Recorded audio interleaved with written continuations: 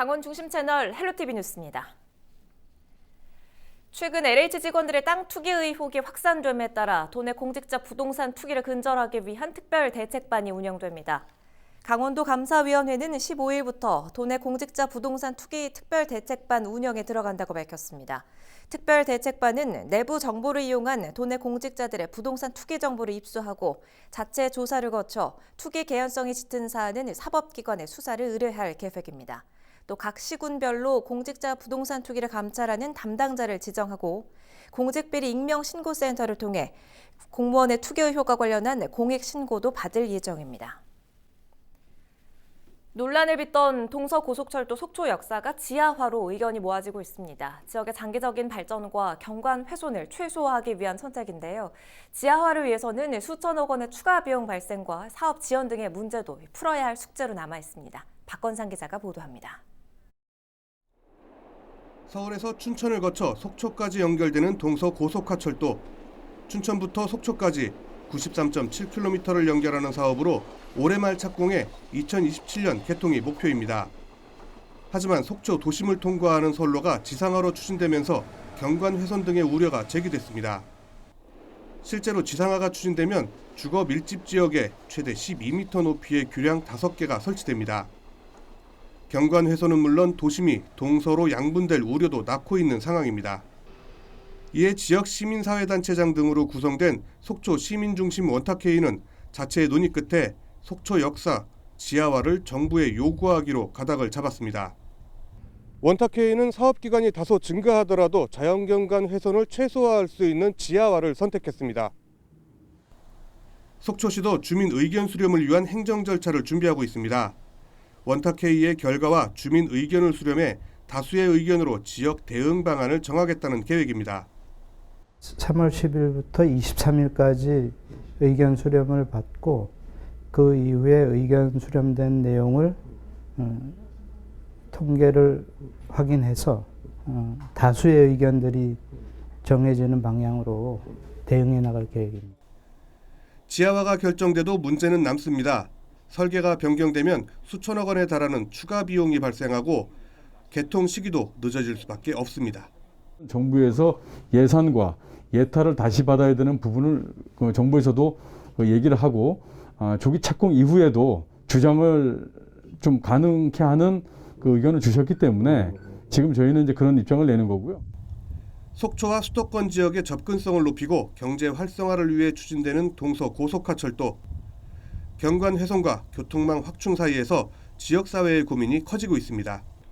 헬로티비 뉴스 박건상입니다. 원주 의료기기 테크노밸리는 18일부터 21일까지 서울 코엑스에서 열리는 제36회 키메스, 즉 국제의료기기 병원 설비 전시회에 강원 공동관을 조성해 참가한다고 밝혔습니다. 재단과 도내 25개 의료기기 업체가 참여하는 강원 공동관에는 치료 및 의료정보관과 검사 및 진단기기관이 마련되며 모두 71개 부스가 운영될 예정입니다. 특히 코로나19 진단키트 제조 기업인 필로시스 헬스케어를 비롯해 스마트 진단 폐활량계 제조기업 브레싱스 등이 참여해 강원도가 주도하는 K방역과 디지털 헬스케어 산업 홍보에 나서게 됩니다. 키메스는 국내 최대 의료산업 전시회로 재단은 지난 2007년부터 14회째 참여해 도내 기업을 지원하고 있습니다. 영월군이 지역 내 소상공인을 위해 5개 광고 소비 쿠폰을 지원합니다. 이번 쿠폰은 영월 지역 5개 광고 매체에 광고물 제작을 의뢰하면 광고주당 최대 200만 원의 비용을 지원하는 사업입니다. 쿠폰 접수 기간은 오는 18일까지이며 신청자가 많을 경우 지난해 매출액과 교체 간판 노후도 등을 고려해 대상을 선정할 계획입니다.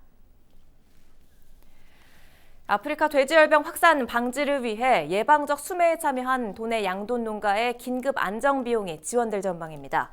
한기호 국회의원은 농식품부 등 관련 부처와 협의를 통해 아프리카 돼지열병 확산 방지를 위한 정부 정책에 따라 예방적 수매에 참여한 농가에 대한 긴급 안정비용 지급 근거를 마련했다고 밝혔습니다.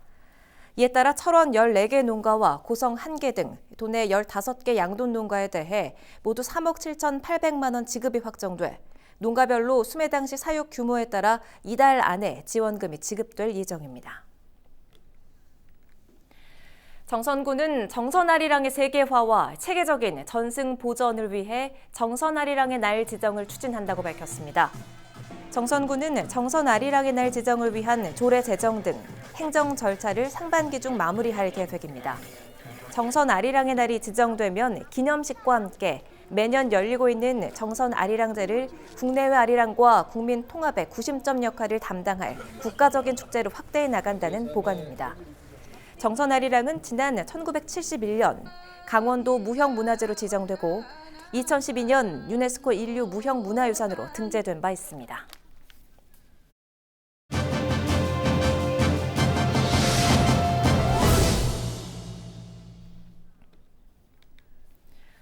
고성군이 올해 정부로부터 신재생에너지 융복합 지원 사업에 선정됐습니다. 앞으로 태양광이나 소형 풍력 발전 등의 시설을 지원받아서 지역 내 에너지 자립에 큰 도움이 될 것으로 기대되는데요. 고성군 담당 팀장과 전화 연결해서 자세한 내용 살펴보겠습니다. 용일권 담당과 연결돼 있습니다. 담당님 반갑습니다. 먼저 이번 신재생에너지 융복합 지원 사업에 어떻게 선정되는지부터 들어볼까요? 예, 저희가 2020년도에 에너지 공단에서 실시하는 2021년도 신재생에너지 융복합 지원 사업 공모에 선정돼서 29억 원의 사업비를 확보를 저희가 했습니다. 네, 신재생에너지 융복합 지원 사업 구체적으로 이 사업 추진은 어떻게 되는 겁니까? 저희가 이 사업은 주택, 공공, 상업 건물 등의 대상 시설이 혼재되어 있는 특정 지역에 1종 이상의 신재생 에너지원의 설비를 동시에 설치하는 구역 복합 사업으로 우리 군은 올해 사업비 32억 원 중에 국비 13.5억 원, 군비 15.4억 원, 자부담 2.9억 원을 투입하여 태양광 150개소, 지열 27개소, 소형풍력 2개소 등 총 179개소에 1112kW 용량의 신재생 에너지원 설비를 설치할 계획입니다. 이번 사업을 통해서 군은 연간 1,030톤의 이산화탄소 절감 효과와 전기료 난방비 등의 에너지 비용 절감, 온실가스를 줄이는 환경재산 효과 등을 예상하고 있으며 신재생 에너지 자립과 신재생 설비에 대한 주민의식 등도 크게 개선될 것으로 전망하고 있습니다. 네, 태양광, 지열, 풍력 발전, 다양한 에너지 설비 설치 계획에 대해서 말씀을 해주셨는데 사업 추진 방향에 대해서도 좀 설명을 해주시겠습니까?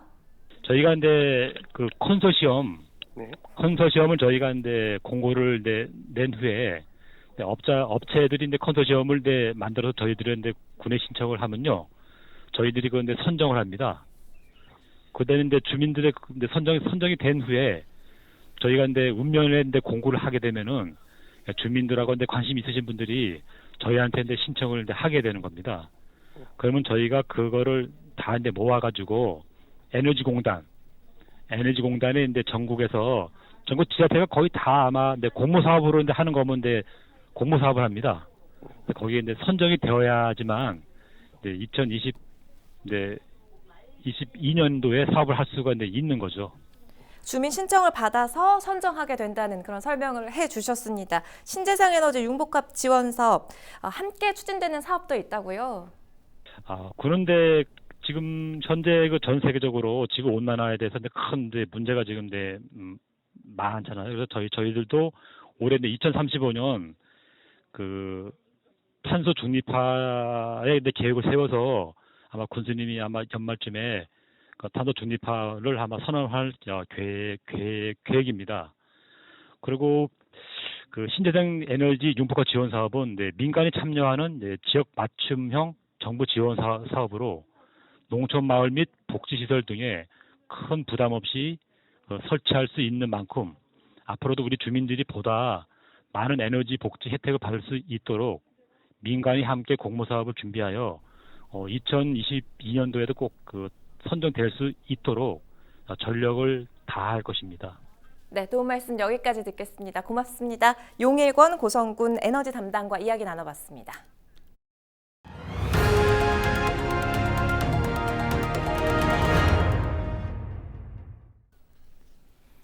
헬로티비 뉴스 강원에서는 영화 특별시를 추진하는 춘천시 영상산업의 문제점을 잇따라 보도해드린 바 있는데요. 이 문제 해결을 위해서는 구조적인 개선이 필요할 것으로 보입니다. 영상산업과 관련된 조직이 이원화돼 효율이 떨어진다는 지적입니다. 장진철 기자가 보도합니다. 춘천시 영상산업을 크게 나누면 춘천시와 강원정보문화진흥원 체제입니다. 자문기구인 영상산업위원회는 춘천시 소속이고 행정은 진흥원에 소속된 영상산업센터가 맡고 있습니다. 사업 주체는 춘천시지만 지원사업 등 정책 결정의 상당 부분을 진흥원이 갖고 있는 겁니다. 각종 사업비와 운영비 전액을 부담하는 춘천시가 강원정보문화진흥원에 센터 운영을 위탁하면서 한 지붕 두 가족 체제로 나눠졌습니다. 하지만 춘천을 제외한 국내 13개 지역의 영상산업 체제는 대부분 일원화돼 있습니다. 강원도와 서울시, 부산시와 전주시를 비롯한 13개 지역 영상위원회는 위원회의 정책적 결정을 운영위원회가 맡고 행정과 집행은 사무국이 맡습니다. 저희는 이사회가 있지만 저희 나름대로의 운영위원회가 있거든요. 그래서 운영위원회를 열고 거기에 안건을 올리고 그 안건에 대한 것들을 이제 저희가 진행을 하는 거죠. 사무국에서. 근데 여기는 이제 팀 단위는 있는데 어떤 자문기구는 없는 거죠. 춘천시는 국내 영상산업의 주축인 한국영상위원회의 회원 자격도 얻지 못했습니다. 이런저런 이유로 잡음만 계속되고 영화 촬영 유치 지원은 지난해 단 한 건에 불과하고 영화 유치는 2년 동안 전무한 실정입니다.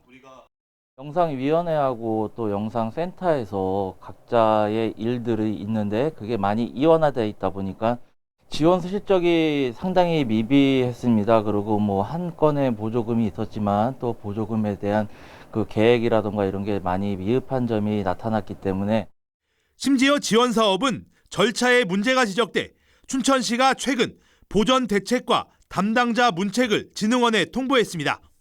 춘천시는 올해 영상산업 활성화를 위해 지난해보다 2억 원 많은 8억 원의 예산을 배정했습니다.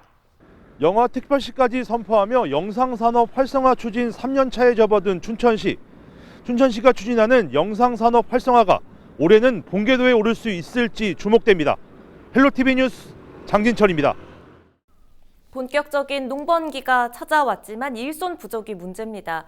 최근 코로나19 장기화에 외국인 계절 근로자 입국이 전혀 이뤄지지 못하면서 농촌 인력난이 심화되고 있습니다. 성기석 기자입니다.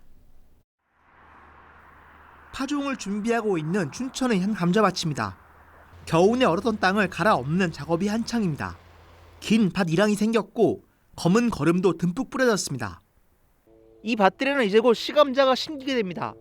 올해 농사가 본격적으로 시작되는 건데요. 하지만 시작부터 농민들의 마음이 편치만은 않다고 합니다. 갈수록 심화되고 있는 농촌 일손 부족이 문제입니다. 현재 도내 농가 인구는 도 전체 인구의 10% 정도로 10년 전과 비교해 20% 넘게 줄었습니다. 또 이 중 40%가 70대 이상일 정도로 고령화도 심각해 인력난은 갈수록 커지고 있습니다. 해법 중 하나로 외국인 계절 근로자 제도가 도입됐는데 코로나 장기화로 그마저도 녹록지 않습니다. 올해 도내 시군에 신청한 외국인 계절 근로자는 1,800여 명. 하지만 코로나 때문에 한 명도 입국하지 못했습니다. 고용노동부를 통해 이미 장기 입국해 있는 외국인 노동자 800여 명이 투입할 수 있는 인력의 전부인데 농번기 일손을 채우기는 턱없이 부족한 상황입니다. 저희가 지금 배정은 됐지만 법무부 통해서 항공기나 비자 발급이 실질적으로 제한되어 있는 부분이 있어서 아직까지 들어와 있는 인력은 없고요. 그 기존의 장기 비자로 해서 고용노동부로 들어와 있는 위기 극복을 위해 일부 지자체는 지난해부터 농촌에서 일할 외국인 모집에 나섰습니다. 하지만 농사 기피 등으로 참여는 저조한 상황입니다. 또 인력 수급 심화로 인건비까지 급등해 농민들의 부담은 더욱 가중되고 있습니다. 한 10,000원 정도 올랐어. 그전에는 와라 하면은 얼마든지 왔는데 이제는 오늘 안 되고 모레 돼요. 며칠 후에 돼요. 이렇게 미뤄가면서 한다고요. 코로나19 장기화로 농촌 인력난이 심화되면서 농번기를 맞은 농가들의 걱정이 커지고 있습니다. 헬로티비 뉴스 성기석입니다. 헬로티비 강원뉴스가 준비한 소식은 여기까지입니다. 저희는 언제나 여러분과 함께하겠습니다. 지금까지 시청해주신 여러분 고맙습니다.